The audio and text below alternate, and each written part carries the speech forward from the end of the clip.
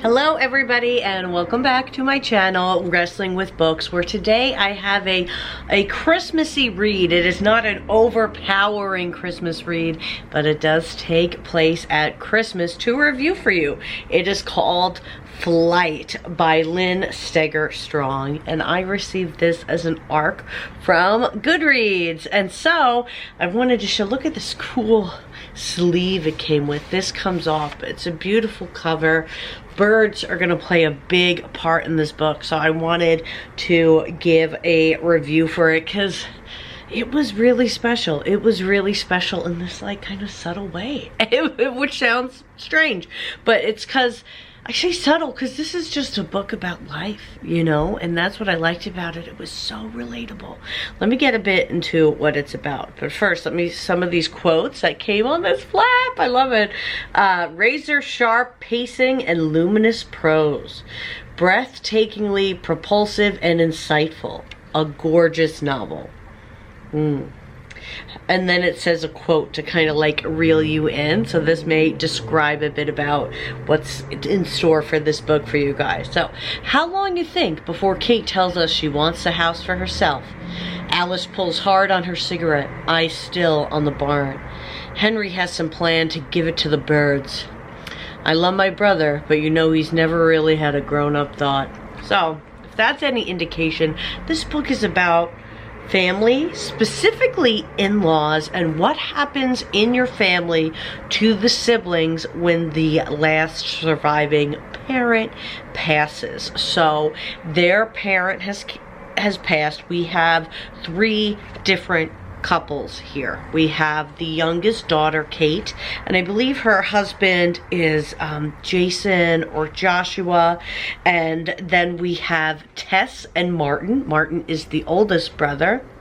And then we have Henry and Alice, and their mother, who had a home in Florida that they spent every Christmas together, has passed away. I'm looking through the book to see if I can confirm Kate's husband's name. I should probably look closer into the beginning, but you know. Oh yeah, it begins with Josh, with a little intro on everybody. So the mother has passed away. She was, as so often in these situations, really was the glue for everybody. And now it's time to get rid, or eventually get rid of the house. Tess, who is an in-law, she's married to the oldest brother. She's really stern and strict and on top of everything. Throughout this, you see her not relaxing. She's kind of portrayed as a villain, so to speak, through the other's eyes, but I related to her the most because she's focused on what's doing fair and honoring herself and her work and her kids, etc. So we have Tess and Martin, who are the most well off. Then we have Henry and Alice. Alice is a social worker. She's not able to have children, which is really affecting her right now with her social work because she's working with kids who she feels she could give a better life for. And Henry's just focused on his art, making these sculptures of the birds. Henry would like to donate the land for nature and for birds and to be like a sanctuary. And then there's the youngest, Kate and Josh, and they are not in a good financial position, and Kate wants the house. Kate wants to live in the house, and Tess is her biggest roadblock in that because Tess doesn't find that to be fair. They all could use the money and doesn't think it's fair when people say to her, oh, do you guys really need that money?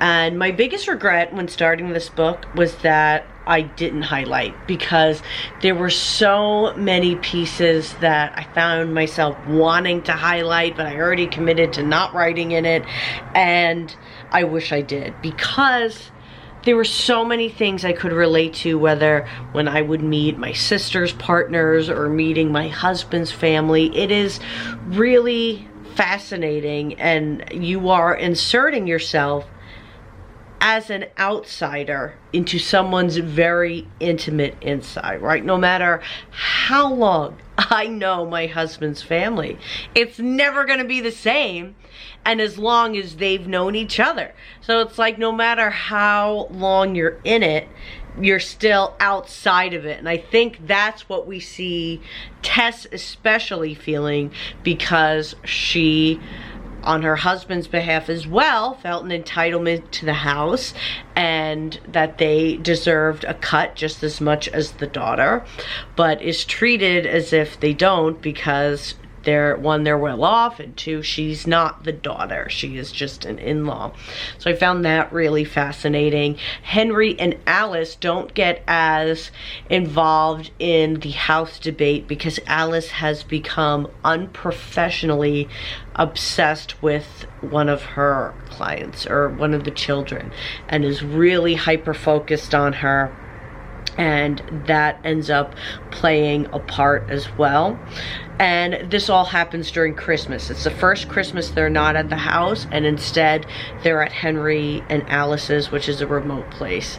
And you kind of see the different feelings they have about going, because it's almost, it's a weird thing. Like, when does your family become it? And what I mean by that is, you know, you grow up having Christmases at your parents' house, okay? Then you have kids, and then when does it become where you're the parents' house with the kids? You know what I mean? And you're not going to the grandparents. Like, it's like, when does that evolution start? Do they separate now? Do they keep going together, you know, for how long? And then when do these three families become each of their own? Let me know if you get what I'm saying with that. But it's all of that really interesting stuff told through these three different couples. So I really love this. I'm gonna give it to my oldest sister to read. I think she would like it, and I think a lot of you would like it too, if you'd like a really meaningful fiction book that deals with family. There is infertility that comes up, so if that's something you don't want to read about and would rather escape from, then I would skip over this one. But other than that, it's a slow read, and it's just more of an encompassing read rather than a quick page turner read. It's just really good. So that is my review on Flight. I won this from a Goodreads giveaway, so thank you to Goodreads for giving me a copy of this book to read, and I am paying it forward with this review. So if you decide to read this book, let me know in the comments below, and I will see you on the next video. Thanks, guys.